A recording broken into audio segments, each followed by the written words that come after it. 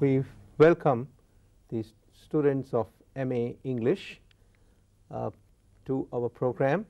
We've already had one part, and Professor Bruce Bennett in the second part is now going to talk to us about, continue rather I should say, to talk to us about Australian literary history, and this time we would be dealing with the contemporary trends in Australian literary history.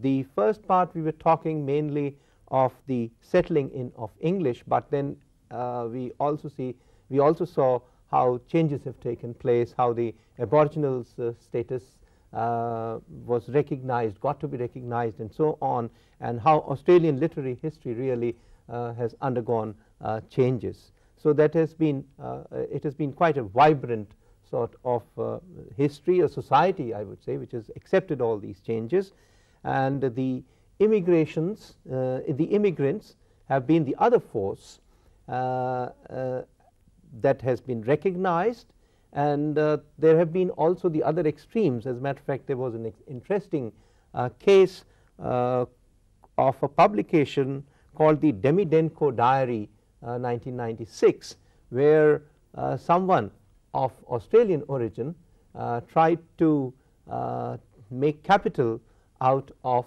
posing to be an immigrant, and I would perhaps now ask Bruce to comment on that. Thank you, Santosh. Yeah, you're quite right about Australian culture in the contemporary period, and being one that has dealt with issues of multiculturalism through migration and in other ways. And I think in some respects Australia has been a leader in this area. We have accepted people of more nationalities probably into our country than any other country apart from the United States. And one of the interesting things about this is that there have been, while there have been strongly nationalist and isolationist aspects of the culture, in general, as you rightly say, Australian society has accepted immigrants and their ways, not without tension, not without conflict, and that's what some of the literature that we're interested in deals with. One of the books that I think, to me, says a lot about this is Christopher Koch's novel Across the Sea Wall, which was a book of the 1960s, dealing with a young Australian man who is returning to England on a ship, and he meets a refugee Latvian woman.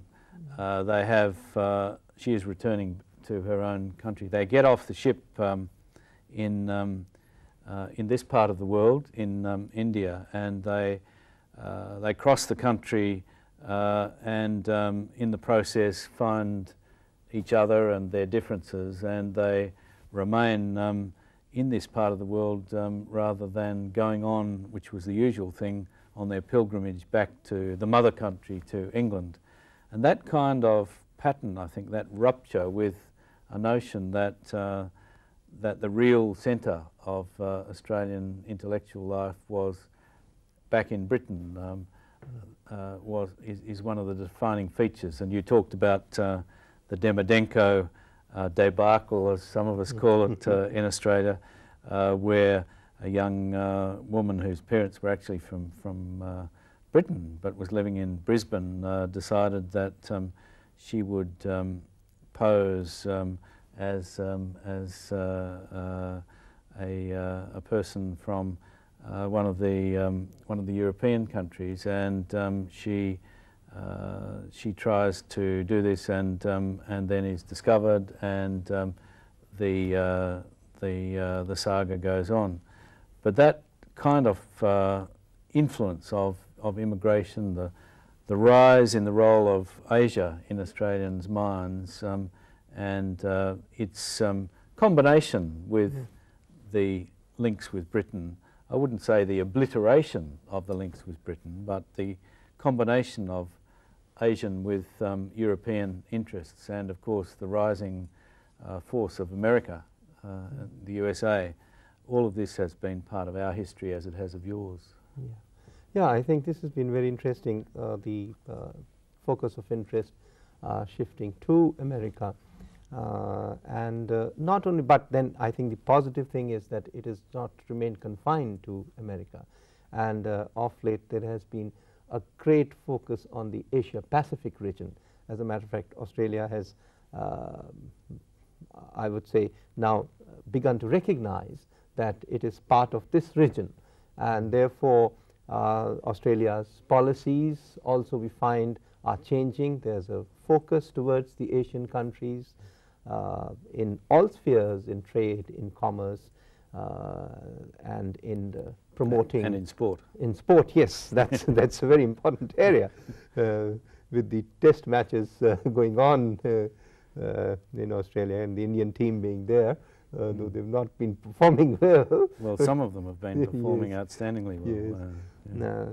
So would you like to comment on the role of the Asia Pacific region, particularly talk about? Yes, yes. I think there have been two phases of Australian engagement in Southeast Asia and Asia more generally, as evidenced in the literature. And the first phase was one in which, from the early 1980s, Australian journalists or professional people would visit Asia and learn something. There'd be a conflict of some kind, whether it was the aftermath of the year of living dangerously, 1965 in Indonesia, or whether it was some other crisis, the Tiananmen Square riots in China, in Nicholas Joseph's fiction.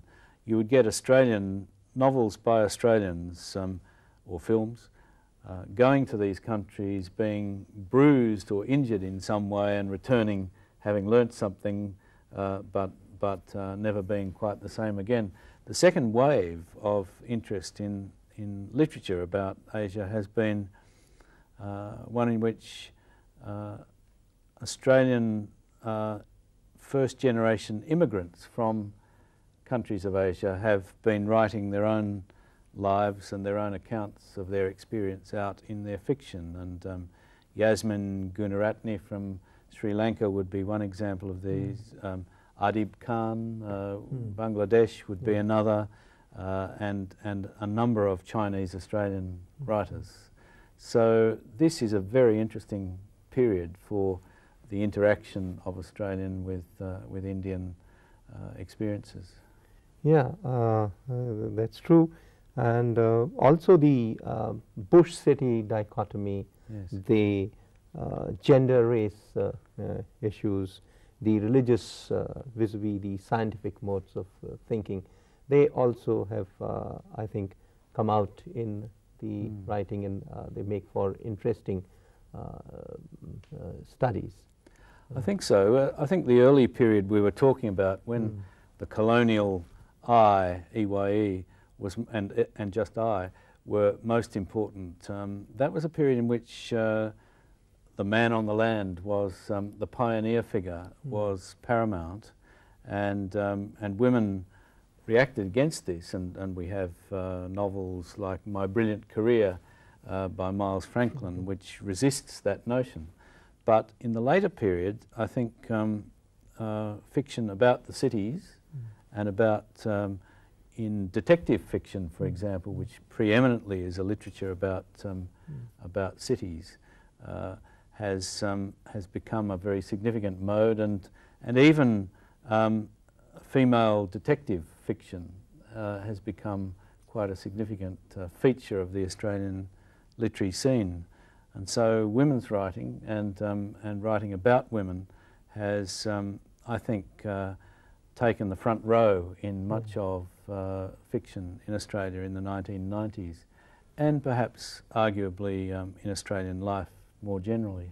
Yeah. Also, I was wondering, of late there has been children's writing also, though we have not really got to get many of those books over, and we've not had the opportunity to read, but I was wondering if you could talk a bit about children's writing as it has developed now or is developing in Australia. Is that also a major force, just like feminism, writing about women or writing by women is? Yes, I think it is so. It's not one of my fields of specialisation, but the writing of somebody like Victor Kelleher, for example, one of Australia's better known writers for young adults as well as for children. There tends to be a distinction that talks about children's writing, young adults fiction, which is a very much a growing field, and adult fiction, but an interchange across those genres as well. All of that has I think, enriched the field of Australian writing very considerably. And there are a number of Australian authors, both women and men, who would, I think, be of great interest to readers in other countries. Yeah, so actually there's been a lot of, one would say, innovation and ideology. Actually, I'm taking those terms from Susan Lever's essay here. Oh, yes. In this literary history. And women's writing has really sort of really come of age, and there's so much of women's writing that we are getting. So this, would you like to further talk on this innovation and ideology?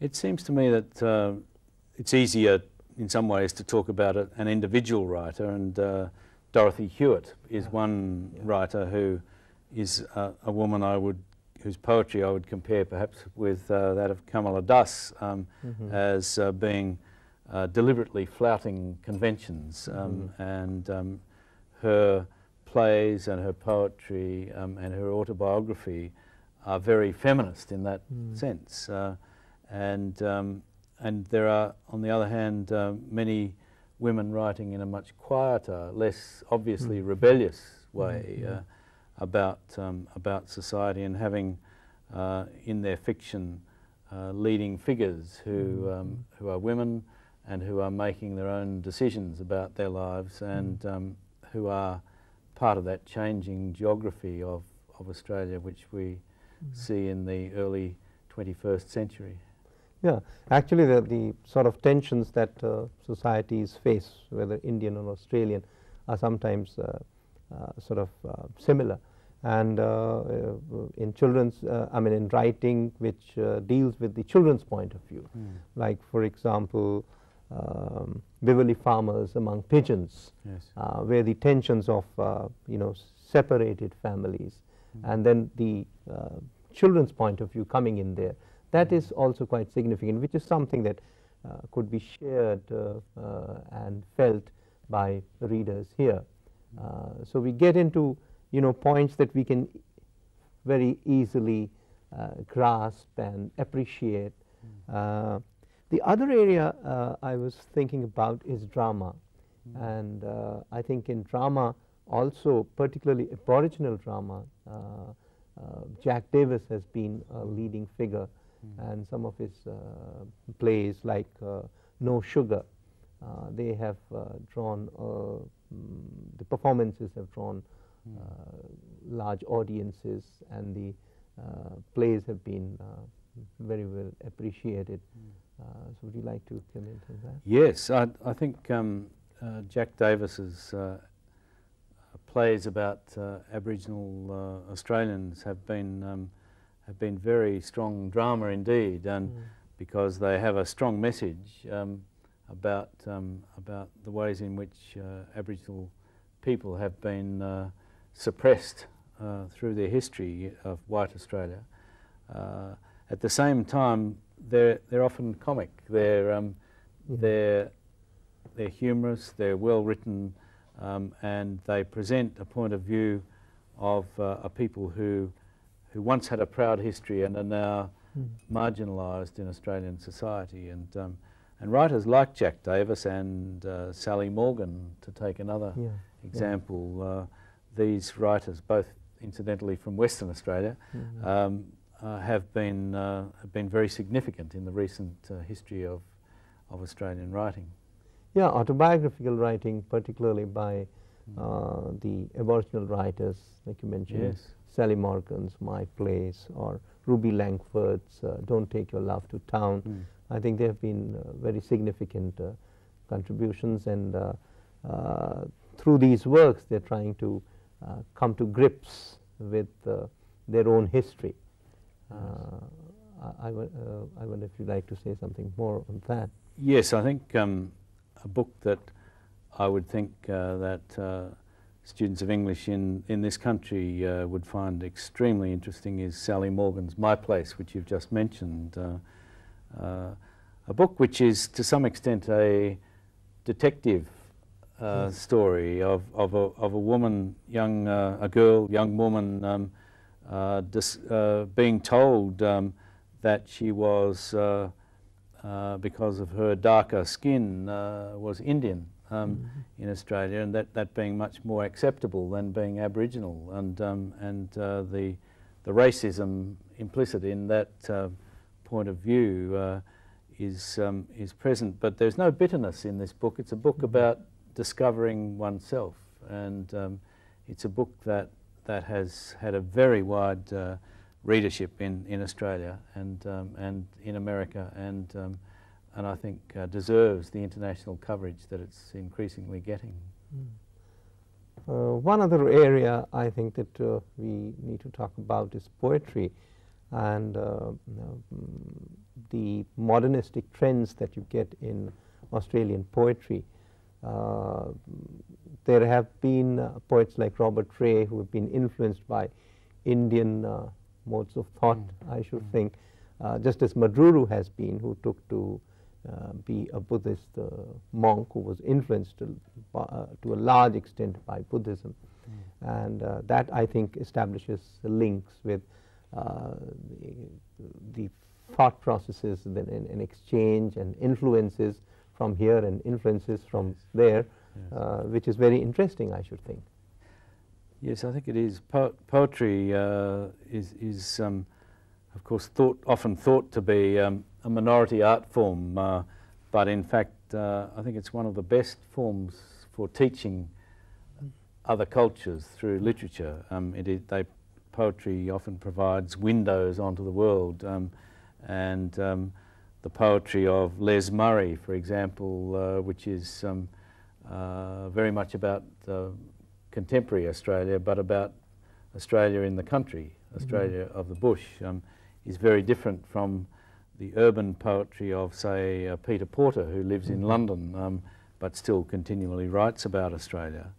At the same time, Dorothy Hewitt's poetry and the poetry of Gwen Harwood, I don't want to bore our student friends with too many names they don't know, but these sorts of writers, I think, are of great significance in understanding the poetry and the soul of Australia. Yeah, I think it's very interesting, this what we call the unsettling of English, that it brings in really a lot of internationalism, and it's not really, it's strictly, I would think that it's not really the unsettling of English, in the sense that there is so much that is exchanged, only that now the focus is taken away just from one country or one parent country, and it shifts to a more global interest, and at the same time keeps the local interests alive, which is very important for any literature, because the local interests provide you the particular inputs, while the global interest makes it interesting. There are interesting ways of looking at it, and it makes it very meaningful, I should think.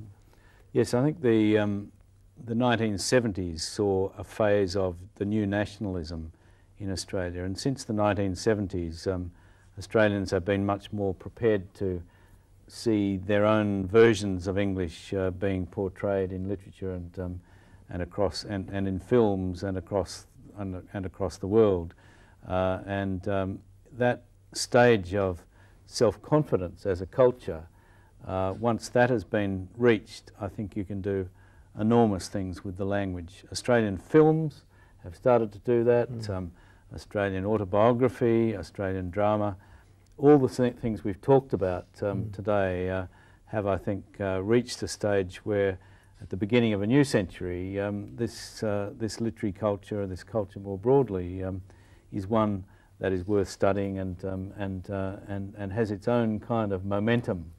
And I think therefore it's really important that that we take on the influences from other countries even more as we go forward. Yeah, and I think this thing that you mentioned about films, actually films, television, and the relationship of literature with films and television is very important, very significant, and I wonder if you'd like to say something more about that. Sure. We've just established Fox Studios in Sydney, which I'm not sure whether it'll become another Bollywood, but certainly films with international influences will increasingly become part of the Australian scene. In the 1980s we had a period of nationalistic filmmaking, some of which was outstandingly good and I think will stand the test of time, but films like Picnic at Hanging Rock or My Brilliant Career, and most recently this was sent up in Priscilla, Queen of the Desert, and films like Shine, which are about dancing, which all of these films have had I think an international influence, but increasingly perhaps we're going to see filmmaking as part of this international collaborative exercise, which has been too often dominated by Hollywood and by the American industry, but which I think Indian filmmakers and Australian filmmakers can break patterns and make things more dynamic and more creative. Yeah, we sincerely hope that we would get to see more of these films. Incidentally, there's an Australian film festival which takes off, I think, in a couple of days, and Bruce is going to be there. I think it's the day after tomorrow. That's on the 12th of January 2000, and we look forward to these exchanges of films and film festivals from Australia, film festivals which can bring in films into India from Australia. So with this note, I think we would end the discussion and thank Bruce, who has been able to find time for us and be with us this afternoon. Thank you, Bruce. I thank you very much indeed, and look forward to maintaining the collaboration with Indian universities through JNU and through IGNU and through other outlets. Thank you very much. Thank you.